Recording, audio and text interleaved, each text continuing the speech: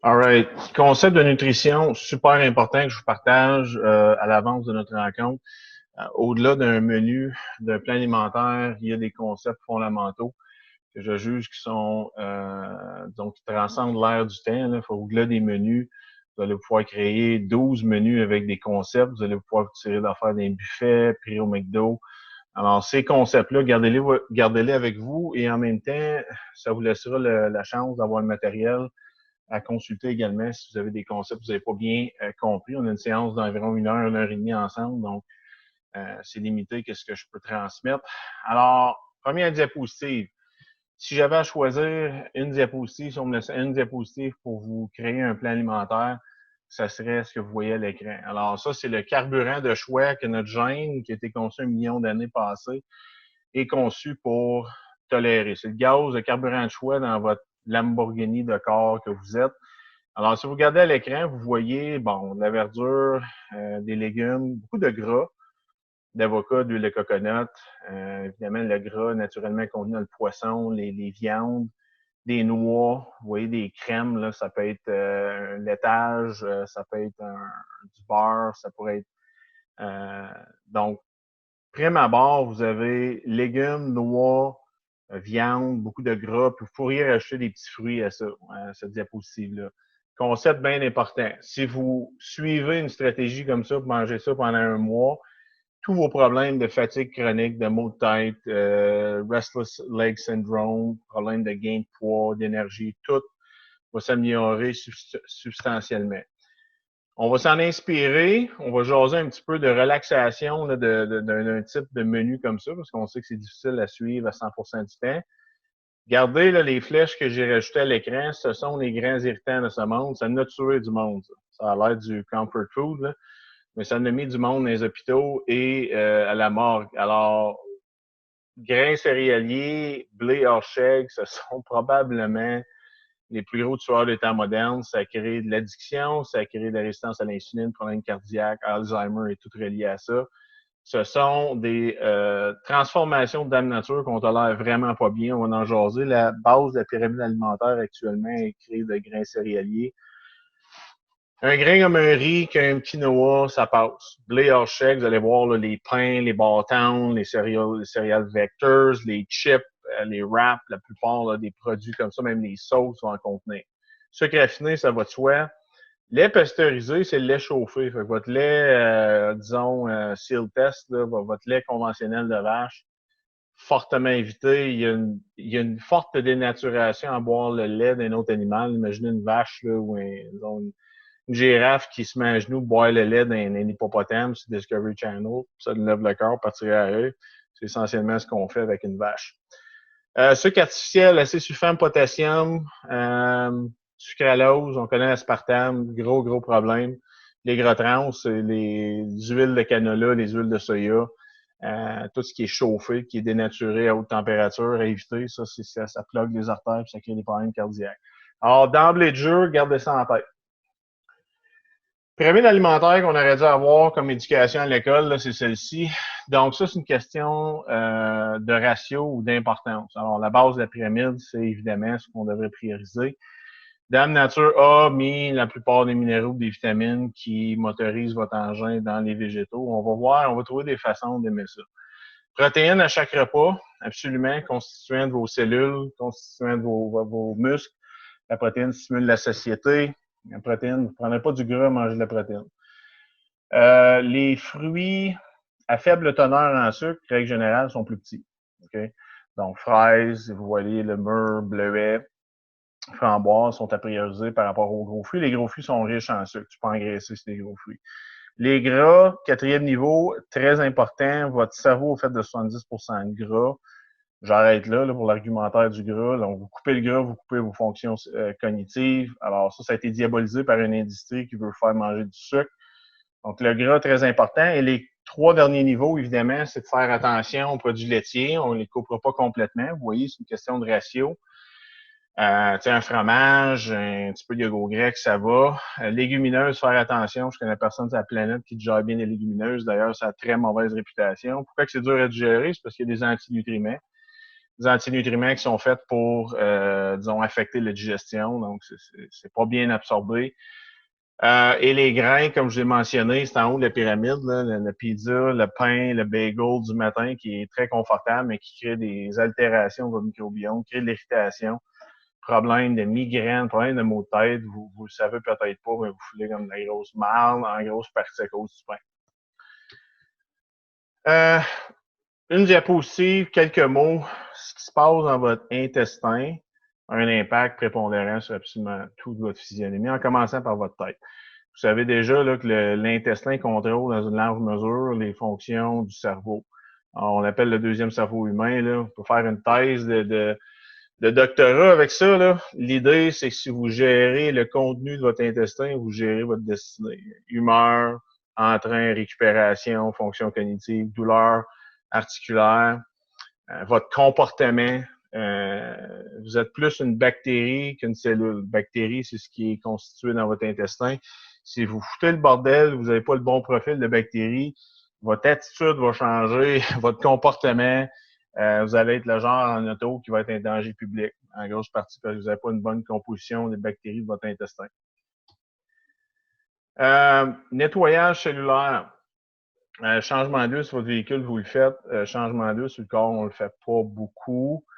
Alors, votre système de tuyauterie s'encrasse assurément avec les plastiques aujourd'hui, qui est la toxine la plus omniprésente. Métaux lourds, vous gardez votre pâte à dents, la liste d'ingrédients, il y a du pétrole là-dedans, vos déodorants, les parfums, les crèmes, les gens de la construction, le calfeutrage, les solvants. Écoute, la liste est longue, le fluor, le chlore dans l'eau, évidemment la pollution atmosphérique, pesticides, insecticides. On est bardassé de toxines aujourd'hui et le fouet, qui est une usine d'épuration, ne fournit pas, n'a jamais été conçu pour la charge de toxicité que notre chère humanité a produite depuis la révolution industrielle. Tout ça pour dire qu'on s'encrasse de toxines. Toxines nous fait prendre du poids. Toxines nous fait filer comme de la merde, mentalement parlant. Alors, on va parler d'une technique de jeûne intermittent avec la détoxification cellulaire. Votre foie a besoin de nutriments pour détoxifier. On peut lui donner des nutriments intéressants pour kickstarter là, ses fonctions parce qu'il y en a de besoin là, en 2021. Pesez pas vos aliments. La nutrition, c'est une question de ratio.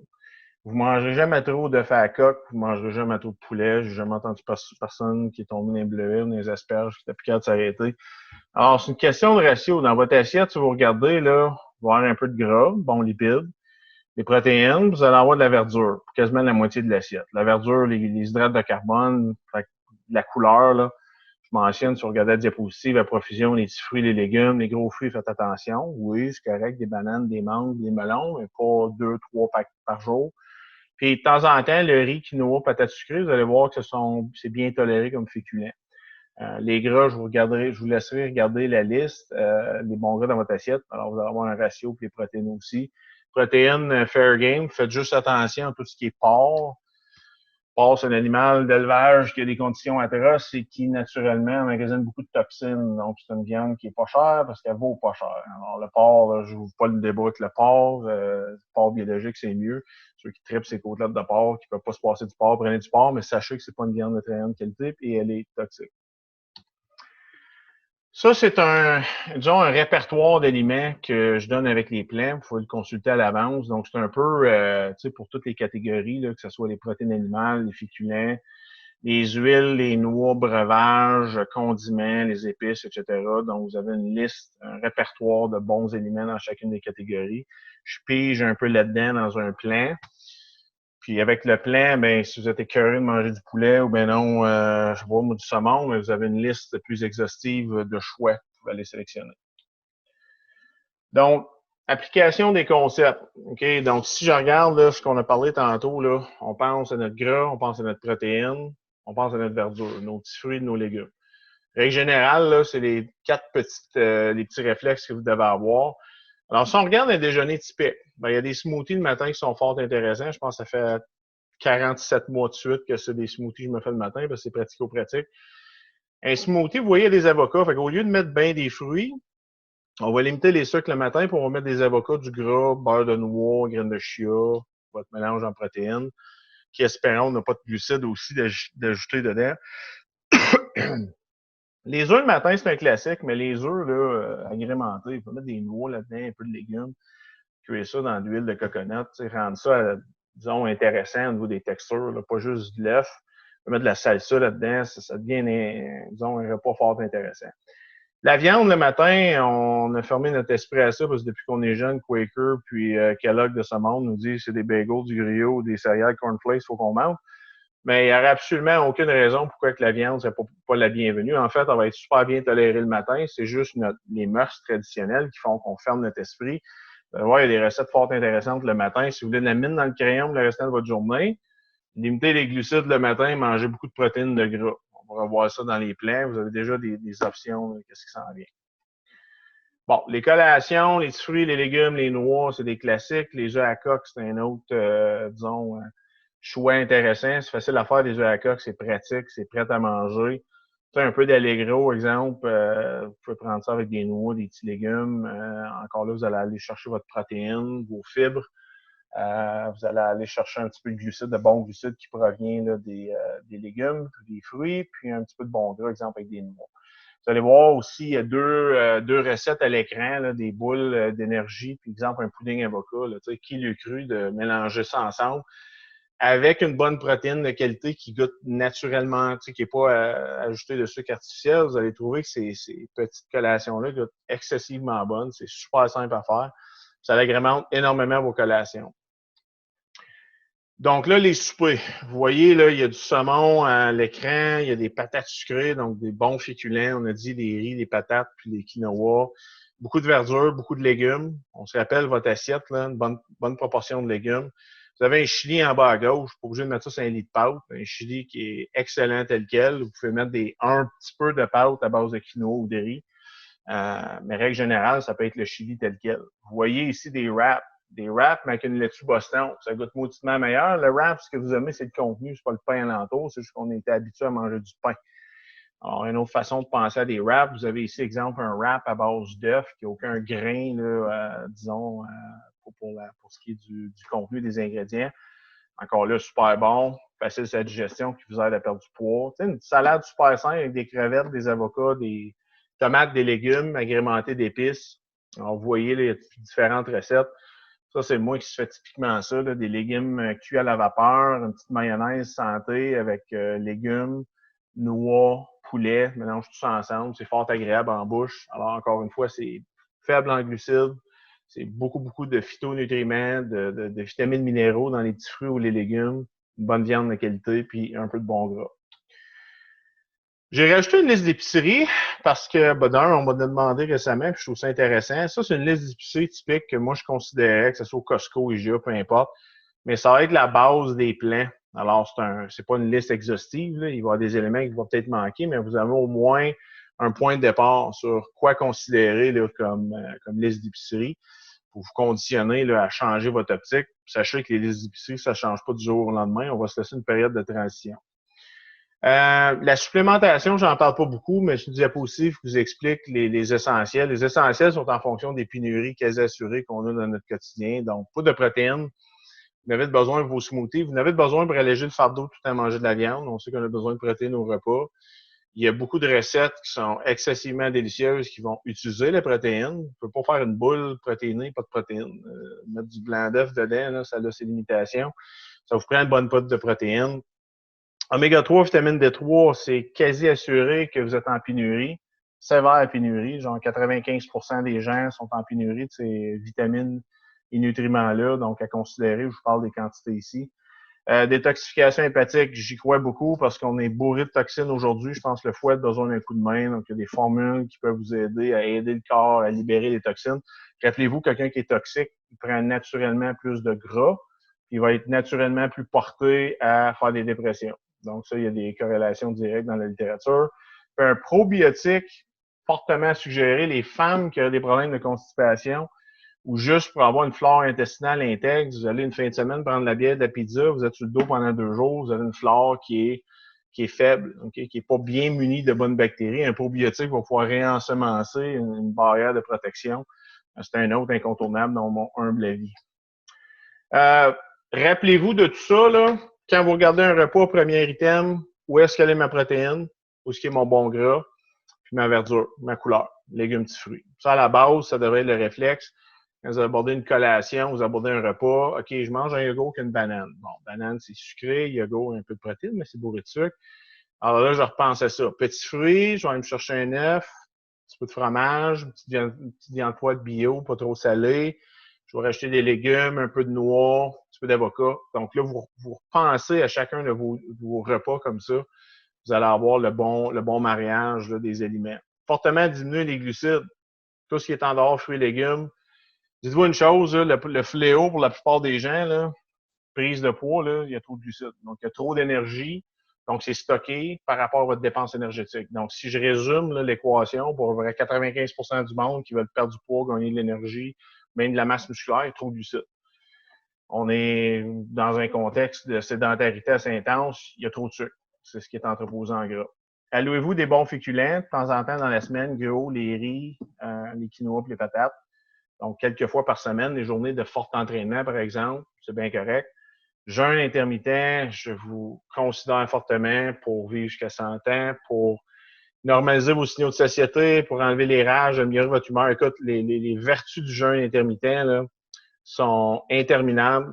Je peux en énumérer jusqu'à 17 ans d'ici. Je l'incorpore dans les menus avec la détoxification. Donc, il y a plusieurs façons de faire le jeûne là, qui ont peur de ça. Là. Il y a des façons non invasives, il y en a qui sont plus agressives. C'est comme faire du basic. Là. Tu viens bon à faire le jeûne à mesure que tu le fais. Mais dites-vous, nos ancêtres étaient contraints au jeûne malgré eux parce que dans la vie, on tombait dans la bouffe 100 000 ans passés. On se pitchait dans la nourriture qu'on avait parce que forcément, on n'en trouvait pas tout le temps. Puis il y avait un jeûne forcé par la suite. Alors, notre physionomie est faite pour fonctionner sous le jeûne. Rappelez-vous que le jeûne, c'est durant le jeûne qu'il y a du nettoyage. Le nettoyage cellulaire, c'est ce qui vous garde jeune, ce qui aide à empêcher les mauvaises cellules comme les cancers de proliférer, par exemple. Règle 80-20. 80% vous suivez ça, 20% faites ce que vous avez à faire. Ça risque de devenir 90-10 parce que vous allez tellement tomber en amour avec le lifestyle, l'énergie que ça vient avec, vous allez commencer à trouver que ça goûte bon parce qu'il y a des recettes, puis vous allez plus vouloir revenir à vos anciennes façons, mais commencez avec un 80-20. Donc, 5 jours on, je fais attention. Une journée, je fais plus attention. Je reviens. C'est une règle 80-20. Donc, 80% du temps, vous suivez la démarche. 20%, vous avez des relaxations au besoin. Finalement, les échéanciers, les gens partent avec une idée là, de grandeur, de transformation choc là, dans 3 mois. Ça fait 12 ans qu'on développe des habitudes de nourriture. On va revirer ça en 6 mois. Le corps, malheureusement, ne marche pas comme ça. Il y a ce qu'on appelle l'effet rebond. Donc, 3/4 des gens là, qui ont des transformations spectaculaires, 2 ans plus tard, ils ont pris plus de poids. Laissez-vous le temps de changer l'habitude. Si on a pris 10 ans pour gagner une habitude ou 5 ans, laissez-vous 1 an pour pleinement, disons, adopter la nouvelle approche, en faire d'un mode de vie, en faire comment je dirais ça, donc? Que ça soit un réflexe pour vous, que ça soit plus pensé, que ça soit plus forcé. Alors, typiquement, là, une séance, une progression à travers l'année, c'est d'1 à 3 mois, vous pouvez commencer à dire, je vais maîtriser mon déjeuner. Okay, le déjeuner à chaque matin, là, je vais prendre un bon déjeuner. Le déjeuner a de l'impact sur tous les autres repas. Donc, je vais maîtriser mon déjeuner dans le premier 1 à 3 mois. Je vais m'entraîner 2 fois par semaine. Alors, progression typique. Là, le déjeuner et le dîner, entre 3 à 6 mois, je vais le maîtriser à 100%. Le reste, je fais des écarts s'il faut. Je m'entraîne 3 fois par semaine. Et là, finalement, de 6 à 9, j'en fais d'une habitude où je suis vraiment le plan. Dîner, déjeuner, souper, puis je m'alloue là, des petites tricheries c'était là, mais règle générale, j'adhère au plan selon la règle 80-20. Et là, vous avez naturellement, là, ça devient une habitude de vie incrustée là, dans votre ADN, dans vos décisions de tous les jours après 1 an. Donc, tu sais, c'est un échéancier, je trouve, un petit peu plus raisonnable à garder en tête, sans quoi vous partez en peur, puis là, les gens délaissent l'aventure, puis ça a été trop un choc. Puis, métaboliquement parlant, ça a trop été abrupt, de sorte que le corps essaie de vous ramener dans votre ancienne façon, dans vos anciennes habitudes. Puis métaboliquement, il était bien, lui, dans votre état, le statu quo là, du début. Là. Il veut rester dans cet environnement-là. Donc, faites-le pas trop brusque. Pour ceux qui sont capables d'aller plus vite puis garder la route, il n'y a pas de problème, mais gardez-vous quand même des attentes réalistes. Alors, voilà qui complète la présentation en espérant que c'est utile en préparatif à notre rencontre. Merci de votre écoute.